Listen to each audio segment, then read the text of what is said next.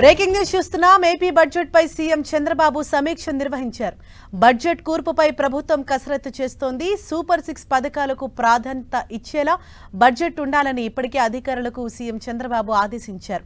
ఇప్పటికే శాఖల వారీగా వివరాలు తీసుకున్న ఆర్థిక మంత్రి ఉన్నతాధికారులతో సీఎం చంద్రబాబు సమావేశం నిర్వహించారు.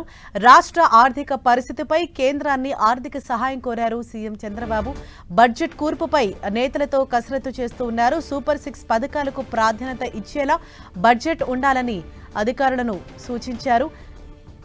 స్కీమ్లు, అభివృద్ధి కార్యక్రమాలను బ్యాలెన్స్ చేయడంపై అధికారులతో సీఎం చంద్రబాబు మంతనాలు జరుపుతున్నారు. ఇప్పటికే శాఖల వారీగా ఆర్థిక మంత్రి వివరాలు తీసుకున్నారు వారి వద్ద నుంచి. ఇవన్నీ కూడా చంద్రబాబుకు వివరిస్తూ ఉన్నారు. ఏపీ బడ్జెట్ పై సీఎం చంద్రబాబు అధికారులతో సమీక్ష నిర్వహిస్తున్నారు. బడ్జెట్ పై ఆర్థిక మంత్రి అలాగే ఉన్నతాధికారులతో సీఎం సమావేశమయ్యారు. ప్రధానంగా బడ్జెట్ కూర్పుపై నేతలు కసరత్తు చేస్తూ ఉన్నారు. సూపర్ 6 పథకాలకు అధిక ప్రాధాన్యత ఇచ్చేలా బడ్జెట్ ఉండాలని చంద్రబాబు సూచించారు. స్కీమ్లు అలాగే అభివృద్ధి కార్యక్రమాలను బ్యాలెన్స్ చేయడంపై ఆయన మంతనాలు జరిపారు. ఇప్పటికే ఆర్థిక మంత్రి శాఖల వారీగా అధికారుల వద్ద నుంచి వివరాలు తీసుకున్నారు. ఆ వివరాల ప్రకారం ఏపీ బడ్జెట్ పై సీఎం సమీక్ష నిర్వహిస్తూ ఉన్నారు.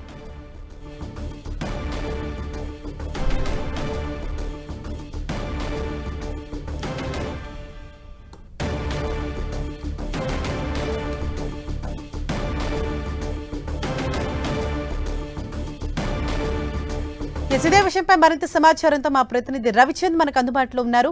రవిచంద్, ముఖ్యమంత్రి చంద్రబాబు తన నివాసంలో బడ్జెట్ పై తుది మెరుగులైతే దిద్దుతూ ఉన్నారు.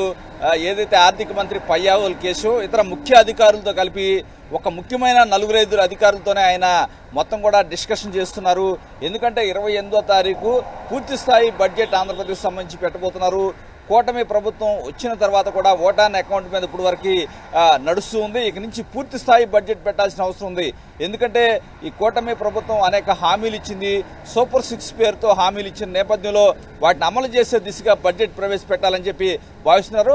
అందువల్ల ఏదైతే సూపర్ 6 హామీలను అమలు పరుస్తూ బడ్జెట్ని ఏ విధంగా ముందుకు తీసుకెళ్లాలి, ఎందుకంటే ప్రజల ఆకాంక్షలకు అనుగుణంగా బడ్జెట్ ఉండాలనేది ముఖ్యమంత్రి భావిస్తున్నారు. అందుకే కేంద్ర ప్రభుత్వం నుంచి వచ్చే ప్రాయోజిత కార్యక్రమాలు ఏ విధంగా అమలు జరపాలి వాటిని, ఎందుకంటే గత 5 సంవత్సరాల్లో కూడా ఆర్థిక క్రమశిక్షణ లోపించింది ఆంధ్రప్రదేశ్ ప్రభుత్వం. గత ప్రభుత్వ హయాంలో మొత్తం కూడా రాష్ట్రం అంతా కూడా అప్పులు పాలైపోయింది. ఏది కూడా ఆర్థిక క్రమశిక్షణ పాటించలేదు. అదేవిధంగా ఎస్క్రో అకౌంట్లు పెట్టి రాబోయే ఆదాయాలను కూడా చూపించి అప్పులు తెచ్చుకున్న పరిస్థితి ఉందని చెప్తున్నారు. ఈ నేపథ్యంలో ఆర్థిక శాఖ అధికారులు కూడా కొంత తలలు పట్టుకుంటున్న పరిస్థితి అయితే మనకి కల్పిస్తుంది. ఈ నేపథ్యంలో ముఖ్యమంత్రి గత కొంతకాలంగా కీలక సమావేశాలు నిర్వహిస్తున్నారు.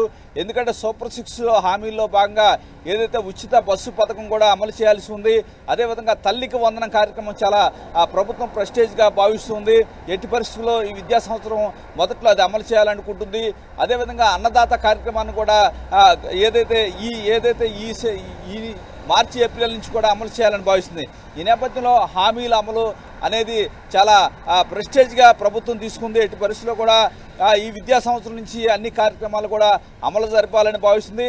దానికి ఏ విధంగా ఆంధ్రప్రదేశ్ ఆదాయాలు పెంచుకోవాలి, ఏ విధంగా ఏదైతే జీఎస్టీ కావచ్చు, కేంద్ర ప్రభుత్వం నుంచి వచ్చే పథకాల ద్వారా వచ్చే నిధులు కావచ్చు, అదేవిధంగా ఏదైతే జీఎస్టీ ద్వారా కేంద్రం నుంచి వచ్చే నిధులు కూడా సకాలంలో రాబట్టుకోవాలి, అదేవిధంగా జీఎస్టీ వసూళ్లు పెంచాలని కూడా ప్రభుత్వం భావిస్తుంది. అందుకే ముఖ్యమంత్రి చాలా కీలకమైన సమావేశం అయితే ఏదైతే కీలక సమావేశంలో పాల్గొన్నారు. ఇప్పుడు కూడా ప్రజెంట్ జరుగుతూనే ఉంది. ఎందుకంటే 24 నుంచి అసెంబ్లీ సమావేశాలు ఉన్నాయి. ఇప్పటికే బడ్జెట్ ప్రిపరేషన్ మీటింగ్ కూడా పయ్యావుల కేసు చాలా కాలంగా జరుపుతూ ఉన్నారు.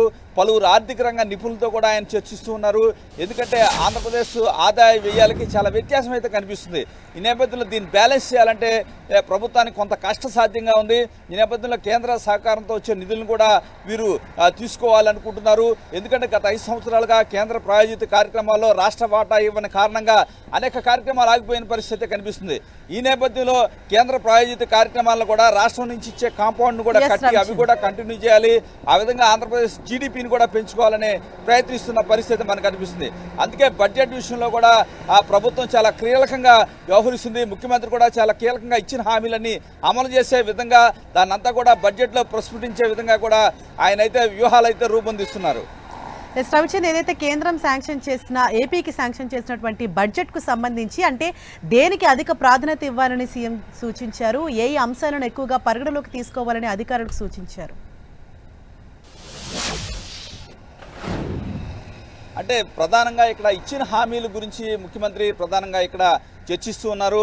ఎందుకంటే తల్లికి వందనం, ఎందుకంటే ఎంతమంది పిల్లలు ఉన్నా కూడా ఒక మనిషికి ఒక పిల్లవాడికి 15,000 రూపాయలు ఇస్తామని చెప్పి హామీ ఇచ్చారు.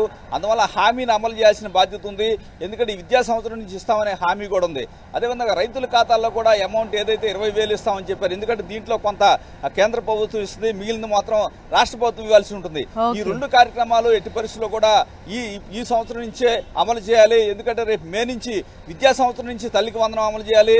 రేపు కేంద్ర ప్రభుత్వం ఎప్పుడైతే రైతుల అకౌంట్లో డబ్బులు వేస్తుందో దానికి సమానంగా రాష్ట్ర ప్రభుత్వం కూడా వేయాల్సిన అవసరం ఉంది. అదేవిధంగా ఉచిత బస్సు పథకం కూడా మహిళలకి కూడా త్వరలోనే ప్రవేశపెట్టాల్సిన అవసరం ఉంది. ఉగాది నుంచి చేస్తామని చెప్తున్నారు. ఈ నేపథ్యంలో ఈ కార్యక్రమాలు ప్రధానంగా తన ఉద్దేశంగా రాష్ట్ర ప్రభుత్వం పెట్టుకుంది. ముఖ్యమంత్రి కూడా వీటిని ఎట్టి పరిస్థితుల్లో అమలు జరపాలని చూస్తున్నారు.